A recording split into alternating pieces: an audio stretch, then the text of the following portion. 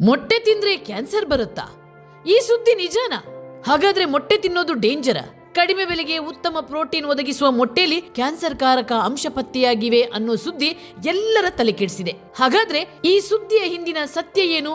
ಈ ಬಗ್ಗೆ ತಜ್ಞರು ಏನ್ ಹೇಳ್ತಾರೆ ನೋಡೋಣ ಬನ್ನಿ. ಎಗೋಸ್ ಎನ್ನುವ ಬ್ರ್ಯಾಂಡ್ ನ ಮೊಟ್ಟೆಗಳ ಕೆಲ ಬ್ಯಾಚ್ಗಳಲ್ಲಿ ನೈಟ್ರೋ ಇಮಿಡಜೋಲ್ಸ್ ಹಾಗೂ ನೈಟ್ರೋಫುರಾನ್ ಎಂಬ ನಿಷೇಧಿತ ರೋಗ ನಿರೋಧಕ ಔಷಧದ ಅಂಶಗಳು ಪತ್ತೆಯಾಗಿದ್ದು ನಿಜ. ಆದ್ರೆ ಇದು ಯುರೋಪಿಯನ್ ಆಹಾರ ಸುರಕ್ಷತೆ ಮತ್ತು ಗುಣಮಟ್ಟದ ನಿಯಮದ ಪ್ರಕಾರ ಅಷ್ಟೊಂದು ಅಪಾಯಕಾರಿ ಪ್ರಮಾಣದಲ್ಲಿ ಇಲ್ಲ.